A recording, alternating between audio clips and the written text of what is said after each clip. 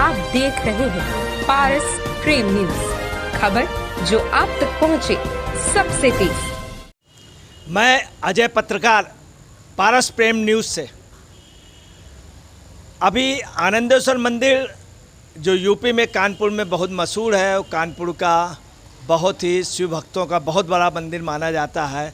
बताते हैं बनारस के बाद अगर सबसे ज़्यादा महत्ता है तो कानपुर में आनंदेश्वर मंदिर की है, जहाँ पे डेली लगभग 40-50 हज़ार आदमी जाता है और सोमवार के दिन 1 लाख के लगभग भीड़ हो जाती है। उस मंदिर के महंत पंडित श्यामगिरी जी एक्सपायर हो गए। उनकी मृत्यु को लेकर के काफ़ी संशय हो रहा है, लोग आरोप लगा रहे हैं।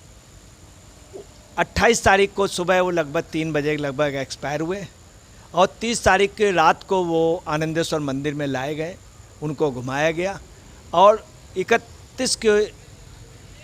30 की सुबह को उनको लाना था और बाबा घाट में उनका संस्कार होना था। 29 तारीख की रात को उनको आनंदेश्वर मंदिर में लाया गया था, परंतु जो वहाँ की घटनाएं हुई हैं वो काफ़ी संदेहजनक हुई हैं। उसको लेके विवाद है कि 29 को जब लाया गया तो 30 तारीख को 3 बजे उनका कार्यक्रम होना था, परंतु 3 बजे ना हो करके रात को ही वहाँ घुमा करके सीधे बाबा घाट में ला दिया गया।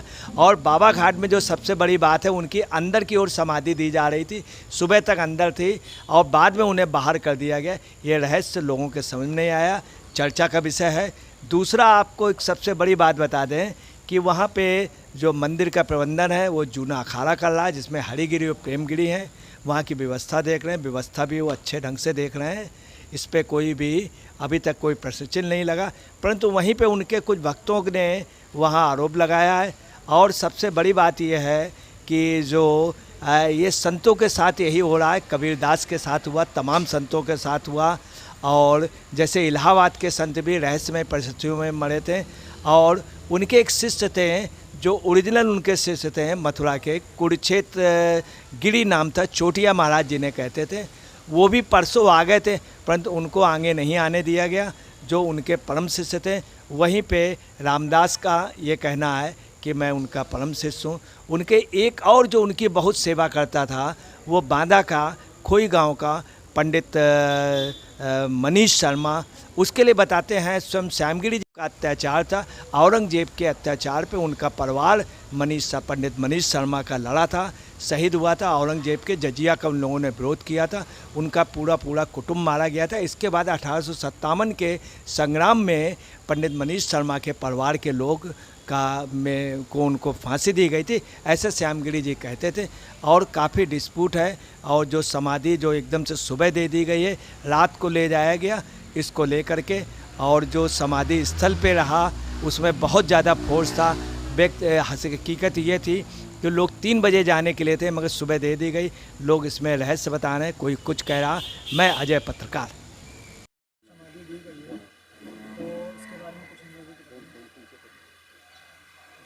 ऐसा है कि महाराज जी का लंबा स्वास्थ्य ठीक नहीं था, लंबी बीमारी कारण जौलीगढ़ मेडिकल कॉलेज में उनका शरीर पूरा हुआ।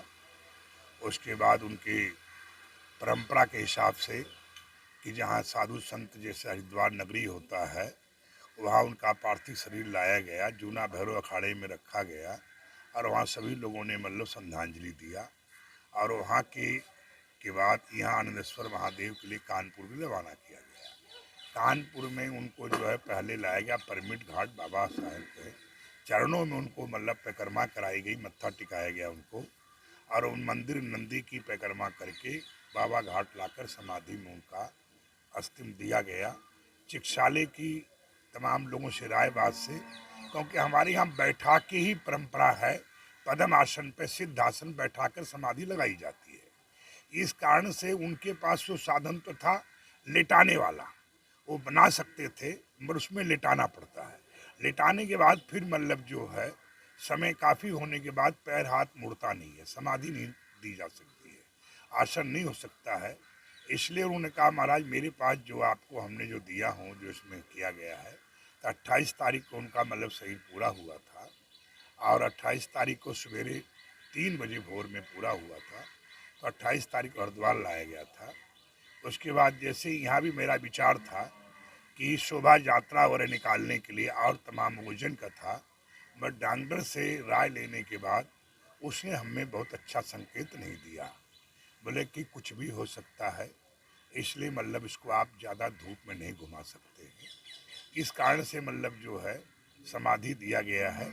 4 तारीख को शिव पुराण का पाठ, जैसे नियम शिव पुराण 11 दिन में पूरा होता है, तो भगवान शंकर का हम लोग मानते हैं, शिव से निकलते हैं, शिव में समा जाते हैं, तो 4 तारीख से यहाँ शिव पुराण का पाठ का आयोजन रखा जाएगा। जैसे परमिट घाट पे भी वहाँ गंगा किनारे कॉरिडोर बनने वाला है।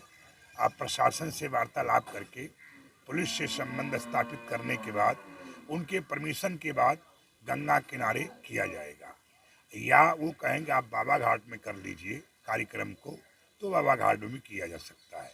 हमारे लिए समाधि स्थल भी, समाधि की व्यवस्थाएं होती हैं, तो समाधि में भी होगा। बाकी समाधि पे गरुड़ पुराण का पाठ होगा, और उसके बाद जो है अंतिम में गीता आदि का